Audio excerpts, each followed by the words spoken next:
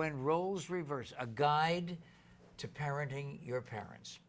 And I was just thinking, when I was reading this last night and again this morning, Jim Comer, that I think that we should be lucky if our parents all live long enough that we then have the added responsibilities of taking care of them. Absolutely. I'm blessed in that.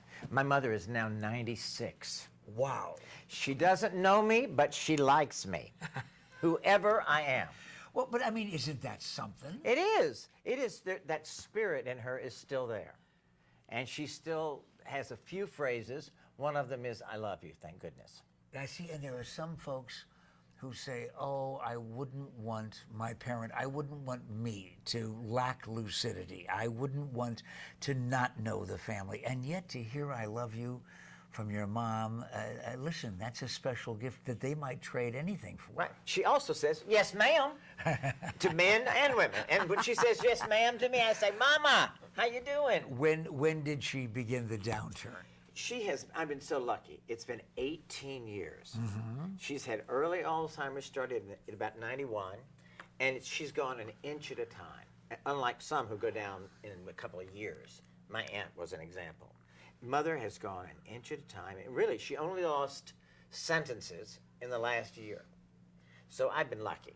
My family and I was just telling you during a break how lucky we have been, because my father-in-law was 90 before he passed away last year. A tremendously healthy guy, played golf, loved to travel the world with his wife. His wife, my mother-in-law, 88, she's watching right now, saying, please do not give my home phone out. I'm not ready for counseling. She is just so sharp. She's so quick. Has some physical problems, as we all would at 88. But you know, I don't know the answer to this, and you do. When is it time? When do you know it's time to take over most of the responsibilities? Well, that varies completely with the parent. My father was 90, and he had paid his bills every month. That was very important to him.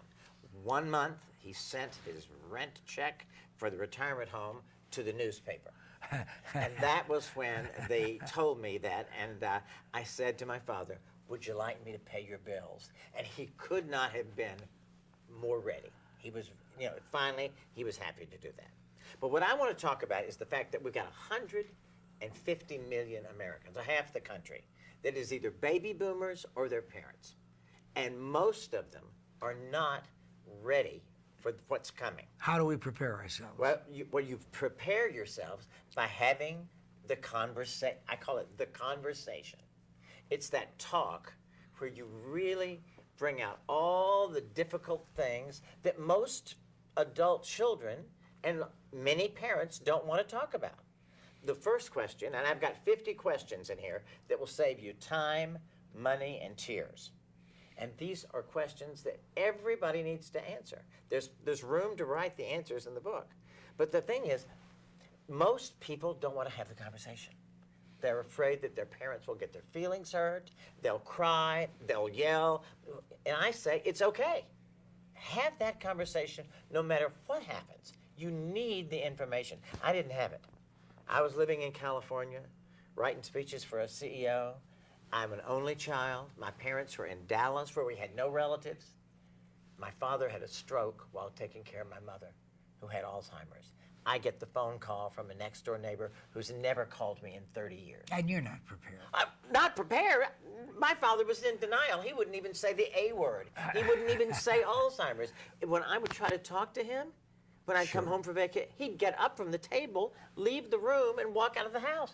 And you know, when I was reading about the conversation, it reminded me of the same reticence that your parents had when they felt that it was time to talk to the kids about sex. Yeah, they didn't. That same awkwardness, that same sensitivity, and no, they didn't, as our first conversation clearly stated. Jim Comer is here. Fascinating guy with a book, by the way, that is not tinged in sadness. When you're talking about father who had a stroke, loses his father, has a mom with Alzheimer's disease. You've already heard how it is that he approaches that and how she approaches it. But he's also a guy who is given to enough humor that he's written for Bob Hope, Phyllis Diller, and if he looks familiar, it's because of the fact that he was on a number of television game shows. This is the Pat McMahon program. We give no prizes, but we will tell you how to get a copy of this book and meet Jim when we get back, right here on AZTV. Said sugar, take the time, 'cause the lights are shining.